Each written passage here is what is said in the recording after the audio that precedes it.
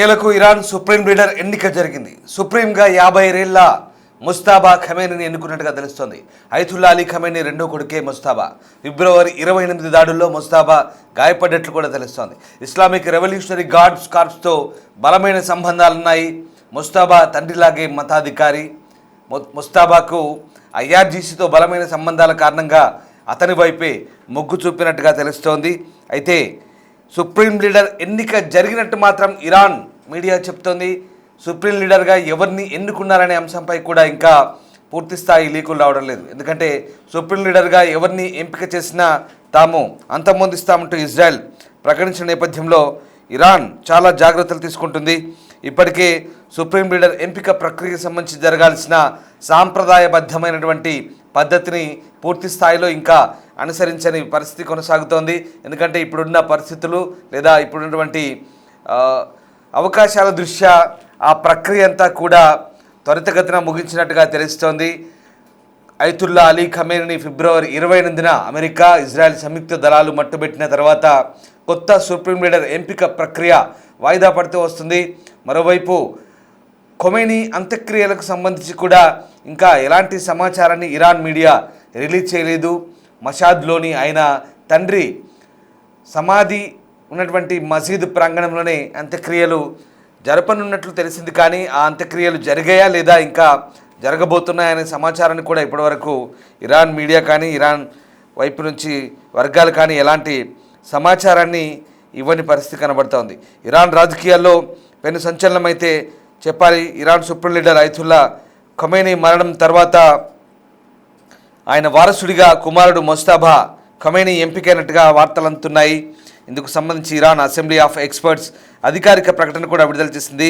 America, Israel సంయుక్త దాడుల్లో Khamenei మరణించిన తర్వాత ఇరాన్ అత్యున్నత పదవి కోసం తీవ్ర ఉత్కంఠ నెలకొంది. ఈ నేపథ్యంలో 56 ఏళ్ల ముస్తాబా ఖమేనీని ఇరాన్ 3వ సుప్రీం లీడర్గా నియమిస్తున్నట్లు అసెంబ్లీ ఆఫ్ ఎక్స్పర్ట్ ప్రకటించింది. టెహ్రాన్ కాలమానం ప్రకారం ఆదివారం అర్ధరాత్రి ఈ నిర్ణయాన్ని వెల్లడించారు. శత్రువుల చేత అసహ్యించుకోబడే వ్యక్తియే ఇరాన్ నేతగా ఉండాలన్న అలీ ఖొమైనీ మార్గదర్శకాల మేరకే ఈ ఎంపిక జరిగినట్లు కౌన్సిల్ సభ్యులు చెప్తున్నారు. 1969లో మషాద్ నగరంలో జన్మించిన ముస్తాబా చిన్నతనం నుంచే ఇరాన్ ఇస్లామిక్ విప్లవ పోరాటాలను దగ్గరుండి చూశారు. ఇరాన్ ఇరాక్ యుద్ధంలో కూడా పాల్గొన్నారు. ఇరాన్ శక్తివంతమైన సైనిక విభాగం ఇస్లామిక్ రెవల్యూషనరీ గార్డ్స్ కార్ప్స్లో ఆయనకు అత్యంత సన్నిహిత సంబంధాలున్నాయి. ఐఆర్జీసీతో ప్రభుత్వంలో ఎప్పుడూ అధికారిక పదవిని నిర్వహించకపోయినప్పటికీ కూడా తన తండ్రి కార్యాలయం ద్వారా ఇరాన్ రాజకీయాలను దశాబ్ద కాలంగా ప్రభావితం చేస్తూ వస్తున్నారు. 2019లో అమెరికా ప్రభుత్వం ఈయనపై ఆంక్షలు కూడా విధించింది. ముస్తాబా ఎంపికకు సంబంధించి అమెరికా అధ్యక్షుడు డొనాల్డ్ ట్రంప్ కూడా తీవ్రంగా స్పందించిన పరిస్థితులు కనిపిస్తున్నాయి. వాషింగ్టన్ ఆమోదం లేని ఏ నేత అయినా కూడా ఇరాన్లో ఎక్కువ కాలం మనుగడజాలడంటూ ఆయన హెచ్చరిస్తున్నారు. అతను తమకు ఆమోదయోగ్యం కాదంటూ ట్రంప్ స్పష్టం చేశారు. మరోవైపు ఇరాన్ కొత్త నేతగా ఎవరు ఎన్నికైనా వారిని టార్గెట్ చేస్తామంటూ ఇజ్రాయెల్ ఇప్పటికే హెచ్చరించడం మధ్యప్రాచ్యంలో ఉద్రిక్తతలను మరింత పెంచుతోంది. సాధారణంగా ఇరాన్ ఇస్లామిక్ సిద్ధాంతం వారసత్వ పాలనను వ్యతిరేకిస్తుంటుంది. అయితే ముస్తాబాకు సైనిక దళాల్లో ఉన్న పట్టు, తండ్రి అనుచరుల మద్దతు కారణంగా ఈ అత్యున్నత పీఠాన్ని అధిరోహించారు. గతంలో ఇరాన్లో జరిగినటువంటి హిజాబ్ నిరసన సమయంలో కూడా ప్రదర్శనకారులు ముస్తాబాను తీవ్రంగా విమర్శించిన సందర్భాలు కూడా ఉన్నాయి. ఈ నేపథ్యంలో ముస్తాబా ఎన్నిక జరిగినట్టుగా అసెంబ్లీ ఆఫ్ ఎక్స్పర్ట్స్ ప్రకటించినట్టు తెలుస్తోంది. ఇరాన్ సుప్రీం లీడర్గా ఎవరిని ఎన్నికైనా వదలమంటూ వారంతా కూడా అమెరికాకు, ఇజ్రాయెల్కు, పశ్చిమ దేశాలకు వ్యతిరేకులే అంటూ అమెరికా మంత్రి ఇజ్రాయెల్ క్యాడ్జ్ హెచ్చరించిన నేపథ్యంలో ప్రస్తుతం ముస్తాబా ఎంపిక జరగడం కూడా నాటకీయంగానే చోటు చేసుకుంది. అలాగే ముస్తాబా కూడా ఇంకా అజ్ఞాతంలోనే ఉన్నారు. మొన్న జరిగిన 28వ తారీఖు నాడు జరిగిన దాడుల్లో అతను కూడా తీవ్రంగా గాయపడ్డట్లు సమాచారం అందుతోంది. మొత్తం మీద ఇరాన్ సుప్రీం లీడర్ లేకపోవడంతో ఇరాన్ దళాలకు మార్గదర్శకత్వం లేకుండా పోయింది. అలాగే ఇరాన్లోని మిగిలిన మతాధికారులు అలాగే పరిపాలకులకు సంబంధించినటువంటి అంశంలో ఇప్పుడు సుప్రీం లీడర్ ఎంపిక ప్రక్రియ కొత్త బలాన్నిచ్చే అవకాశం కనిపిస్తోంది. అమెరికా, ఇజ్రాయెల్తో పాటు పశ్చిమ దేశాలపై టార్గెట్కు సంబంధించి కొత్త లీడర్ ఎంపిక ఇప్పుడు వాళ్ళకు ఉత్సాహాన్నిచ్చే అవకాశం కనిపిస్తోంది. వాళ్ళను ధీటుగా ఎదుర్కొనేందుకు కొత్త లీడర్ మార్గదర్శకంలో ఐఆర్జీసీ దళాలు కానీ ఇరాన్ సంబంధించినటువంటి పాలక వర్గాలు కానీ ముందడుగు వేసే అవకాశం కనిపిస్తోంది. సో ఎట్టకేలకు సుప్రీం లీడర్ ఎంపిక ఖరారైనట్టుగా సమాచారం.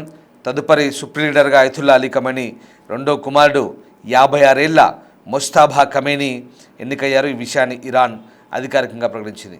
మనం చూడొచ్చు ఆ దృశ్యాలు. వైపు పశ్చిమాసియాలో యుద్ధం భీకర పరిస్థితులు చోటు చేసుకుంది. తారాస్థాయికి చేరుకున్న వేళ ఇరాన్ కొత్త లీడర్ ఎవరనే సందిగ్ధం మధ్య ఇన్ని రోజుల పాటు దాదాపు 10-11 రోజుల పాటు యుద్ధం కొనసాగుతోంది. చివరిగా రెండో వారం ముస్తాబా అలీ ఖమేనీని కొత్త లీడర్గా ఎంపిక చేయడం ద్వారా ఇరాన్ ఇప్పుడు కొత్త నాయకత్వాన్ని సంతరించుకున్నట్లయింది. అయితే ఖమేనీ వారసులు ఎవరైనా సరే, ఖమేనీ పరిపాలనకు సంబంధించి ఏ వ్యక్తి అయినా సరే తాము అంతమొందిస్తామంటూ ఇజ్రాయెల్ చేసిన ప్రకటనతో ఇప్పుడు ఇరాన్ వర్గాలు మరింత అప్రమత్తంగా ఉంటున్నాయి. ప్రధానంగా ముస్తాబా ఖమేనీ బంకర్లో తలదాచుకొని ఇరాన్ సైనిక దళాలకు అలాగే ఇరాన్ అధికారులకు సూచనలు చేస్తున్నట్టుగా తెలుస్తుంది. ఇప్పటికే అతను కూడా గాయపడ్డట్టుగా సమాచారం. చాలామంది పేర్లు వినిపించాయి. ముస్తాబాతో పాటు ఇంకా లారిజానీ అలాగే అలీ ఖమేనీ మనవడి పేరు కూడా, దాంతోపాటు ఇరాన్ మాజీ అధ్యక్షుడి పేరు కూడా వినిపించింది. దాంతోపాటు మరొక 2 మతాధికారుల పేర్లు కూడా వినిపించినప్పటికి కూడా చివరికి ముస్తాబా వైపే మొగ్గు చూపినట్టుగా తెలుస్తోంది. ఇక ఈ విషయాన్ని అధికారికంగా ప్రకటించారు. ఇటీవల అమెరికా ఇజ్రాయెల్ దాడిలో ఇరాన్ సుప్రీం లీడర్ ఖమేనీ దాడికి సంబంధించి తాను కూడా గాయపడ్డట్లుగా తెలుస్తోంది. సో ఐఆర్జీసీతో బలమైన సంబంధాల కారణంగానే ప్రస్తుతం ముస్తాబాని ఎంపిక చేసినట్టుగా తెలుస్తోంది. ఇజ్రాయెల్ రక్షణ దళాలు కొత్త సుప్రీం లీడర్ ఎంపికపై కఠిన హెచ్చరికలు కూడా జారీ చేశాయి. అయతుల్లా ఖమేనీ వారసుని నియమించే ప్రక్రియలో పాల్గొనే వారిని కూడా లక్ష్యంగా చేసుకుంటామంటూ ప్రకటించాయి. ఇజ్రాయెల్ డిఫెన్స్ ఫోర్స్ పార్సీ భాషలో ఎక్స్ వేదికగా చేసిన పోస్ట్లో ఈ హెచ్చరికను వెల్లడించింది. కొత్త లీడర్ ఎంపికకు సంబంధించిన ప్రతి చర్యను తమ సైన్యం పర్యవేక్షిస్తుందంటూ తెలుపుతోంది. ఈ నేపథ్యంలో ప్రస్తుతం ఈ అంశం మరింత ఉత్కంఠగా మారే అవకాశం కనిపిస్తోంది. ఏదేమైనా ఇరాన్లో నాయకత్వ ఎంపికకు సంబంధించి చోటు చేసుకున్న నాటకీయ పరిణామాలన్నీ కూడా ప్రస్తుతం ఆసక్తి రేపుతున్నాయి. ఓవైపు ఇరాన్ నాయకత్వం బేషరత్గా లొంగిపోవాలంటూ ట్రంప్ హెచ్చరిస్తున్న నేపథ్యంలో మరోవైపు ఇరాన్ అధ్యక్షుడు పెజెష్కియాన్ అది ట్రంప్ కలగా వర్ణించాడు. ఆ కలను సమాధి చేస్తామన్నారు. మరోవైపు Larijani Iran security council secretary ట్రంప్ను హెచ్చరిస్తున్నారు. ట్రంప్పై ప్రతీకారం తీర్చుకుంటామంటూ చెప్తున్నారు. మరోవైపు ఇరాన్ విదేశాంగ మంత్రి అబ్బాస్ అరాక్చీ కూడా ట్రంప్కు పరాభవం తప్పదని, ట్రంప్ను ఓడిస్తామంటూ హెచ్చరిస్తున్న నేపథ్యం ఇరాన్ సుప్రీం లీడర్ ఎంపికకు ముందు లీడర్లంతా కూడా ముక్తకంఠంతో ఇజ్రాయెల్ అమెరికాను టార్గెట్ చేస్తూ చేస్తున్న కౌంటర్లు ఇంకా యుద్ధం పరిస్థితిని మరింత పెంచేలా కనిపిస్తున్నాయంటే విశ్లేషకులు చెప్తున్నారు. ఓవైపు ఇరాన్ ఇంకా పోరాడుతోంది. మిసైళ్ళు అలాగే డ్రోన్ దాడితో పశ్చిమాసియా అంతా కూడా భీకర దాడులు కొనసాగిస్తుంది. ఇటు నైబర్ కంట్రీస్కి దాడులు చేయమంటూ క్షమాపణ చెప్తూనే మళ్ళీ దాడులు మొదలుపెట్టింది. సౌదీ, ఖతార్, దుబాయ్ లాంటి దేశాలపై మళ్ళీ దాడులు చేయడం ద్వారా ద్వంద్వ వైఖరిని అవలంబిస్తుందంటూ విశ్లేషకులు కూడా చెప్తున్నారు. మరి ఇరాన్ ఎందుకు ఇలాంటి నిర్ణయం తీసుకుంది, క్షమాపణ చెప్తూనే మళ్ళీ ఎందుకు దాడులు చేస్తున్న అంశంపై కూడా ఇప్పుడు చర్చ జరుగుతుంది. మొత్తం మీద ఇటు అమెరికా, ఇజ్రాయెల్ సంయుక్త దళాలు కూడా ఇరాన్లోని ఆర్థిక మూలాలను దెబ్బకొట్టే ప్రక్రియలో భాగంగా ఇప్పటికే అటు ఆయిల్ రిఫైనరీలతో పాటు అనేక లాభదాయకమైనటువంటి వాణిజ్యపరమైనటువంటి కేంద్రాలపై దాడులు చేసి వాటిని ధ్వంసం చేసినట్టుగా తెలుస్తోంది.